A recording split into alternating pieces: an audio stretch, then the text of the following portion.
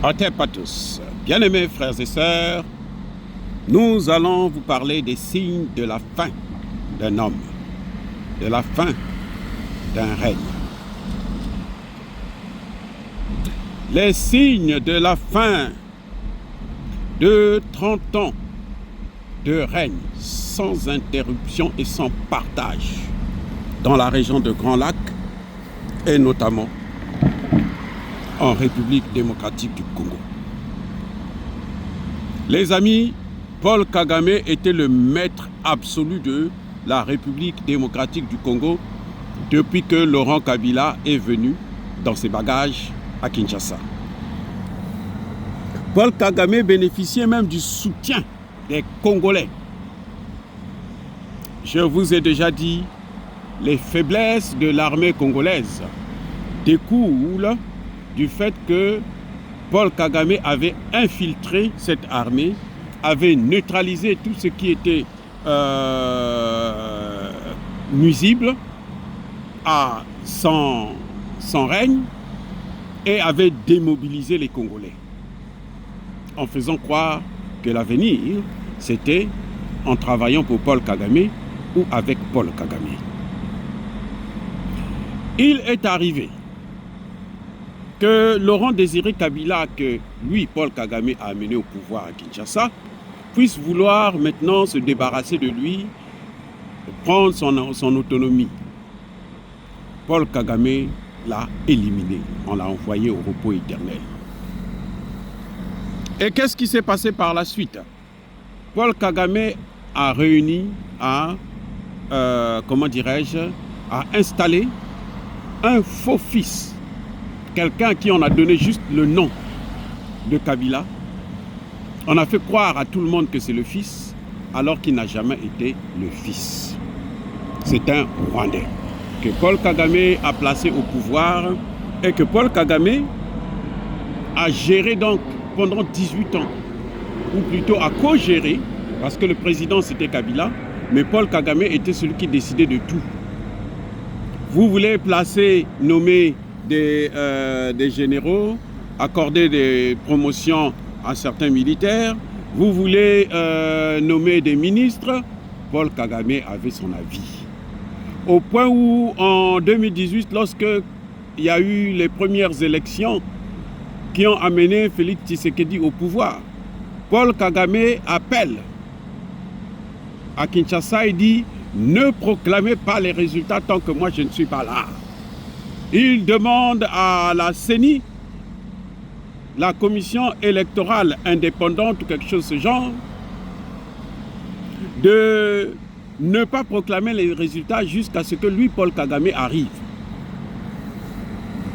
Il a fallu que la Cour constitutionnelle se passe de cette injonction, de cette demande de Paul Kagame pour que les résultats puissent être annoncés avant que Paul Kagame n'arrive pour décider ou d'abord pour traiter un accord avec Tshisekedi afin de continuer le règne sur la RDC.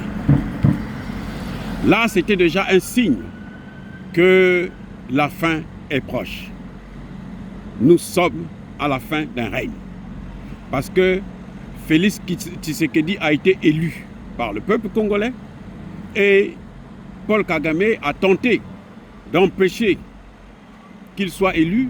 Il aurait voulu quelqu'un d'autre, Martin Fayoulou, et il a mobilisé les Occidentaux, ses alliés, qui ont donné 25 millions d'euros à l'église du Congo, notamment à Mbongo et sa clique, pour qu'ils puissent crier à la fraude. C'est ce qui a été fait. Malheureusement, ils n'ont pas pu empêcher l'installation de Tshisekedi au pouvoir. Tshisekedi a commencé d'abord par coopérer avec Kagame pour ne pas brusquer les changements. Et Kagame a pensé que Tshisekedi était faible. C'est là que Tshisekedi est allé à la vitesse V et a rompu ses relations. Là, la guerre a commencé. Encore une fois de plus. Paul Kagame a décidé de frapper et de marcher sur Kinshasa avec à sa tête un pantin qu'on appelle Corneille Nangaa. Mais Kagame n'était pas seul. Il y avait aussi quelqu'un qui l'avait d'abord précédemment placé au pouvoir, Kabila. Il y avait Katumbi, qui étaient les grands financiers de cette guerre. Mais là, ça commence à se terminer. Les signes de la fin d'un règne. 30 ans de règne. Maintenant, c'est la fin. Alors, pourquoi je dis c'est la fin? Parce que le grand signe, c'est que Paul Kagame, pour régner à Kigali et dans la région des Grands Lacs, et notamment en RDC, ce grand pays de plus de 2 300 000 km², il utilisait une plateforme, une astuce, un film, une manipulation, le génocide Tutsi. Il parlait toujours du génocide Tutsi comme si c'était l'événement du monde entier, où tout le monde entier devait pleurer alors que les Rwandais se sont entretués entre eux. Et il n'y avait pas que le génocide des Tutsis, il y avait le génocide des Hutus aussi. C'est ce que l'ancien secrétaire d'État américain appelait le génocide rwandais. Monsieur Anthony Blinken a dit, il n'y a même pas 2 ans, qu'il s'agissait du génocide rwandais. Paul Kagame utilisait ça pour avoir des subventions, pour être apprécié et pour faire croire. On avait tendance à penser que, en fait, ce sont les Congolais qui sont venus massacrer les Rwandais. Alors que c'est faux, ce sont les Rwandais qui ont massacré les Rwandais. Ils se sont entre-massacrés. C'est-à-dire qu'ils se sont massacrés entre eux. Mais Paul Kagame faisait croire, donnait l'impression qu'en fait, c'est un problème qui concerne le Congo. Et c'est Tshisekedi qui est venu casser ça. Tshisekedi a fait tellement de propagande là-dessus pour expliquer cette situation qu'il n'était pas responsable de ce qui se passait. Et voilà maintenant que, effectivement, les amis, ce qui arrive, c'est que le monde a compris qu'en fait, c'est Paul Kagame qui est le trouble-fait. C'est Paul Kagame qui déstabilise toute la région. C'est Paul Kagame qui envoie son armée pour aller massacrer des Congolais et piller les matières premières. Et du coup, personne ne veut le côtoyer. Près de 99% des leaders politiques mondiaux qui venaient participer à sa réunion, à la commémoration du 6 ou 7 avril, du génocide qu'ils appelaient Tutsi alors que c'est le génocide rwandais, cette fois-ci ils disent nous ne venons pas. Comme disait mon frère Mubenga, Lamba Lia Mela Biso Tokoyade, c'est-à-dire prépare, mange, bois. Nous ne venons pas à ta fête. Ne soyez pas surpris que Paul Kagame puisse annuler les commémorations. Pire, il y a plus que ça. C'est que Paul Kagame n'a plus l'argent. Parce que ce sont ces mêmes gens-là qui venaient participer, ceux qui le soutenaient dans cette guerre, qui aujourd'hui, eux-mêmes, sont en difficulté, surtout que Trump, l'un des alliés de Kagame, enfin les États-Unis, alliés de Kagame, ont frappé les Occidentaux qui aujourd'hui se préoccupent à comment il faut faire pour faire face à l'augmentation des taxes douanières que Donald Trump a placées dans leur pays, contre eux. C'est une situation catastrophique. Il n'a pas de moyens. Donc, Paul Kagame est dans un état, il n'a que des larmes pour pleurer. Mais ce n'est pas tout, les amis.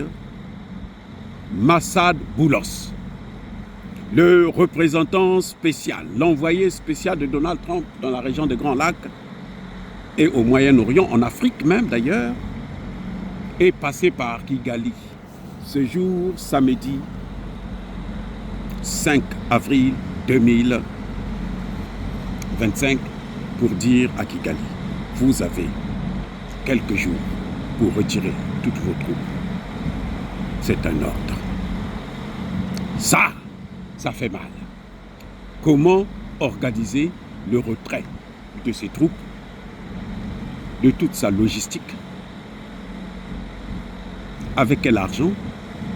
Comment expliquer aux familles des victimes où sont partis leurs enfants, où sont partis leurs maris, où sont partis leurs pères? Oh my God! C'est une situation que Kagame ne sait plus comment gérer. C'est la fin d'un règne. Ça, ce sont les signes de la fin. Monsieur a été utilisé par les Occidentaux. Les mêmes Occidentaux ont pris tout le jus qu'il y avait en lui et maintenant, il va aller à la poubelle. Voilà ce qui arrive à Paul Kagame. Les amis, faites attention, Africains. Quand vous coopérez avec les Occidentaux pour faire du mal aux autres Africains, Mobutu a payé le prix. Maintenant, c'est le tour de Kagame. Il y aura le tour de Alassane Ouattara, ça viendra. Le tour des autres que je ne peux pas citer les noms ici, vous savez très bien, arrivera. Tous passeront à la casserole. Soyez bénis, abondamment bénis, par le Dieu de Kémit et par nos ancêtres génissés. Vive l'Afrique éternelle, j'ai dit et j'assume.